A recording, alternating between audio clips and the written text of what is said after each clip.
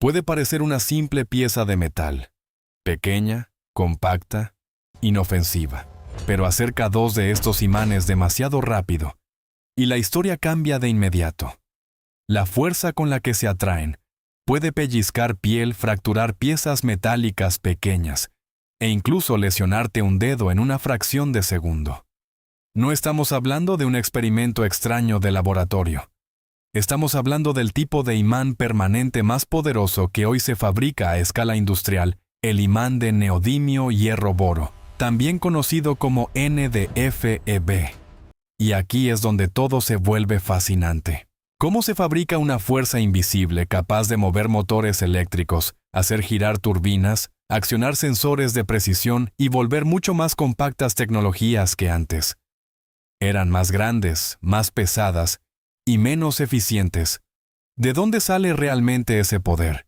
¿Y qué tiene que ocurrir para que un bloque metálico cualquiera termine convertido en uno de los componentes más importantes de la tecnología moderna? Porque este proceso no empieza en un laboratorio brillante. Empieza bajo tierra. Entre roca, polvo, explosivos, hornos extremos, química agresiva y una última descarga magnética que cambia todo. Hoy vamos a recorrer ese camino completo. El neodimio pertenece al grupo de las llamadas tierras raras. Y ese nombre puede engañar. No significa que sean imposibles de encontrar, sino que rara vez aparecen concentradas y separadas de forma sencilla. Están ahí. Pero aislarlas con pureza industrial es otra historia. Esa es precisamente la dificultad. Y también la razón por la que son tan valiosas. El neodimio fue identificado en 1885 por Karl Auer von Welsbach. Durante mucho tiempo no parecía destinado a cambiar el mundo. Era solo otro elemento más dentro de una familia química complicada. Pero todo cambió cuando los investigadores descubrieron algo decisivo en estado puro. No era tan revolucionario como cuando se combinaba con hierro y boro. Ahí nació la verdadera transformación. Al formar esta aleación, el resultado fue extraordinario. Un imán mucho más potente que los tradicionales, con más fuerza en menos espacio y menos peso. Esa diferencia cambió industrias enteras. Motores más compactos, auriculares más pequeños, discos duros más eficientes, sistemas eléctricos más densos y potentes. Y sobre todo, nuevas posibilidades para vehículos eléctricos, generadores y automatización. Eso sí, antes de llegar a ese punto, el neodimio tiene que salir de la naturaleza. Y ahí empieza la parte brutal del proceso. Los principales minerales que alimentan esta cadena incluyen materiales como la bastnasita y la monazita. A simple vista no parecen nada extraordinario. Son roca, tierra, material común mezclado con pequeñas concentraciones de elementos estratégicos. Pero justo ahí está la paradoja del neodimio. Su poder final es enorme, mientras que su presencia útil dentro del mineral es reducida. Eso obliga a mover cantidades inmensas de material para obtener solo una fracción valiosa. Por eso la minería aquí no puede permitirse errores. Antes de perforar, geólogos y equipos técnicos analizan el terreno, toman muestras, estudian concentraciones y determinan dónde conviene explotar. Nada se decide a ojo. Cada punto de perforación afecta el rendimiento posterior, el costo del proceso y la recuperación del material útil. Cuando la zona adecuada ha sido definida, entran en acción las perforadoras gigantes. Abren agujeros profundos, siguiendo patrones calculados con precisión milimétrica. Cada uno de esos agujeros tiene una función dentro de la futura voladura. Y eso importa mucho más de lo que parece, porque una explosión mal diseñada no solo reduce eficiencia, también desperdicia mineral útil y compromete toda la operación. En cuestión de horas, una formación geológica que tardó millones de años en consolidarse, queda preparada para ser fragmentada. Y entonces llega el primer gran golpe físico del proceso: la voladura. Los explosivos industriales se colocan dentro de los orificios siguiendo una secuencia exacta. No se trata de una detonación caótica. Al contrario, es una explosión diseñada para romper la roca de la forma más útil posible. Cuando se activa el suelo, tiembla, la pared mineral se fragmenta y enormes bloques se convierten en miles de piezas manejables. Pero aquí hay algo importante. Incluso después de la explosión, el neodimio sigue escondido. Todavía no lo ves. Todavía no está separado. Todavía no es más que potencial atrapado dentro del mineral. Después comienza otra coreografía igual de impresionante. Excavadoras de gran capacidad cargan los fragmentos en camiones mineros gigantes. Cada viaje mueve decenas de toneladas. Cada ruta está planificada. Cada carga cuenta. Porque en esta industria la escala lo es todo. Se remueven cantidades inmensas de material para obtener apenas una pequeña porción de tierras raras útiles. Antes de dejar completamente la zona de extracción, la roca pasa por trituración primaria. Grandes trituradoras reducen el tamaño de los fragmentos para hacerlos más manejables y preparar el siguiente tratamiento. Al mismo tiempo, sistemas de control supervisan polvo, ventilación, humedad y calidad del material. Y aquí conviene decirlo claro, esta mina no funciona solo con fuerza bruta. Funciona con estrategia, medición continua y margen de error mínimo. Porque lo más difícil todavía no ha empezado. Una vez que la roca triturada llega a planta, comienza la parte más delicada de todo el recorrido: separar el neodimio del resto de elementos con los que convive. Ese es el verdadero reto de las tierras raras. No basta con triturar, filtrar y listo. Comparten propiedades químicas muy parecidas entre sí. Por eso separarlas exige química de alta precisión, procesos repetitivos y control absoluto de variables. Primero el material se muele todavía más hasta convertirse en partículas muy finas. Cuanto más fino es el polvo, mayor es la superficie disponible para reaccionar. Y cuanto mayor es esa superficie, más eficiente será el tratamiento posterior. Después llega la lixiviación. El concentrado mineral se mezcla con soluciones ácidas que ayudan a disolver los compuestos útiles y a llevar las tierras raras a una solución líquida cargada de iones metálicos. En este momento el neodimio ya dejó de estar atrapado dentro de una roca sólida, pero sigue sin estar solo. Sigue mezclado con otros elementos químicamente muy parecidos, y ahí entra la etapa clave: la extracción por solventes. Dicho de forma simple, se utilizan compuestos orgánicos capaces de unirse con preferencia a ciertos iones. La mezcla pasa una y otra vez por etapas de contacto, intercambio y decantación. Es un proceso largo, repetitivo, extremadamente sensible. Un pequeño cambio en concentración, temperatura o tiempo puede arrastrar impurezas o bajar el rendimiento del lote completo. Y aquí aparece una de las verdades menos bonitas del proceso industrial. Separar tierras raras no es limpio ni sencillo. La química involucrada puede ser costosa, agresiva y ambientalmente exigente si no existe un control riguroso sobre reactivos, residuos y emisiones.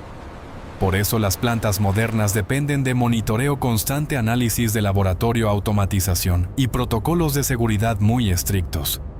El objetivo no es solo obtener pureza, es obtenerla con rendimiento, estabilidad y el menor impacto posible. Cuando finalmente se alcanza el nivel requerido, el neodimio se precipita como un compuesto insoluble. Luego se filtra, se seca y se calcina hasta transformarse en óxido de neodimio, un polvo estable y de gran valor estratégico. Lo que salió de la mina como roca común ahora ya es otra cosa. Ya no es tierra, ya es material industrial. Pero todavía no es un imán. A partir de aquí la historia deja de ser principalmente química y pasa a ser metalúrgica. Para fabricar el imán más potente del mundo, el neodimio refinado debe combinarse con hierro y boro en proporciones muy controladas. Esa mezcla tiene que ser estable, homogénea y resistente. Además, el proceso debe proteger el material del oxígeno, porque el neodimio reacciona con facilidad, especialmente cuando está fino o expuesto a altas temperaturas. Por eso esta etapa suele realizarse en hornos de inducción o sistemas equivalentes que trabajan bajo vacío o bajo gases inertes. Allí el calor extremo funde los metales y forma una aleación homogénea. Pero esta fase no consiste simplemente en derretir y mezclar. También define la limpieza química del lote, la uniformidad de la composición y la base física del rendimiento final. Si aquí algo falla, el imán final lo paga. Cuando la aleación está lista, el metal fundido se vierte en moldes o atraviesa rutas de solidificación controlada. Durante ese enfriamiento inicial empiezan a formarse las características internas que más tarde permitirán un comportamiento magnético sobresaliente. Defectos microscópicos, tensiones internas o segregaciones mal controladas pueden reducir el rendimiento. Por eso cada grado de temperatura importa, cada atmósfera importa, cada segundo importa. Hasta aquí ya tenemos un material con forma, ya tenemos una composición correcta, ya tenemos una base técnica sólida, pero todavía no tenemos un imán funcional. Ese cambio viene después. Las piezas pasan por tratamientos térmicos cuidadosamente controlados. El objetivo es modificar la microestructura interna, eliminar tensiones acumuladas y preparar el material para la fase decisiva. Después, se mecanizan o se ajustan sus dimensiones según la aplicación final. Y entonces, llega el momento invisible que define todo. La orientación de los dominios magnéticos. Estas pequeñas regiones internas son las responsables del magnetismo del material. Si apuntan en direcciones aleatorias, la pieza no expresa todo su potencial. Pero si logras alinearlas correctamente, el resultado cambia por completo. Para conseguirlo, el material se somete a campos magnéticos intensos. Y en el momento final recibe un pulso extremadamente poderoso de varios teslas que fija esa orientación interna de forma permanente. Ese instante dura casi nada, pero ahí nace el imán. En una fracción de segundo, una aleación metálica técnicamente prometedora se convierte en un componente activo capaz de entregar una densidad de energía magnética extraordinaria. Es en ese punto donde aparece de verdad la fuerza invisible, que luego moverá motores, actuadores, generadores y sistemas de precisión. Ahora bien, que el imán ya esté activo, no significa que el proceso haya terminado. De hecho, a partir de ese momento, empieza otra preocupación: protegerlo. Un imán de neodimio recién activado es muy poderoso, pero también puede corroerse con relativa facilidad si queda expuesto al ambiente. Por eso normalmente recibe un recubrimiento protector, muchas veces de níquel, aunque puede variar según la aplicación. Esa capa no aumenta la fuerza magnética, pero sí ayuda a preservar la integridad del material y prolongar su vida útil. Después vienen las pruebas de calidad, y aquí no se improvisa nada. Se verifican dimensiones, resistencia mecánica, acabado superficial y propiedades magnéticas. Solo las piezas que cumplen especificaciones estrictas salen de fábrica, y tiene sentido. Estos imanes no son accesorios decorativos, son componentes críticos. Están en motores de vehículos eléctricos, generadores de turbinas eólicas, electrónica de consumo, sensores, herramientas y múltiples sistemas industriales donde una pequeña desviación puede traducirse en menos eficiencia, menor confiabilidad o fallos de desempeño. Incluso cuando están escondidos dentro de máquinas mucho mayores, siguen siendo decisivos. En un vehículo eléctrico, por ejemplo, un imán puede ocupar poco espacio dentro del conjunto, pero influye directamente en el tamaño, la eficiencia y el rendimiento del motor. En turbinas eólicas ocurre algo parecido. Un componente relativamente pequeño condiciona una parte clave de la conversión energética. Por eso la industria no los trata como una pieza cualquiera, sino como un material de altísimo valor funcional. Y ese es quizá el dato más impresionante de toda esta historia. Todo empieza con algo que parece común: roca, polvo, químicos, hornos, vacío, mediciones y pulsos invisibles. Nada de eso parece extraordinario por sí solo. Pero cuando toda la cadena se ejecuta con precisión, el resultado es uno de los materiales funcionales más impactantes de la industria moderna. Un objeto pequeño, sí, pero capaz de concentrar una fuerza enorme en muy poco espacio. Esa es la verdadera razón por la que el neodimio cambió tantas tecnologías al mismo tiempo, porque permitió hacer más con menos. Menos tamaño, menos peso, más potencia, más eficiencia. Y eso en la industria moderna lo cambia todo.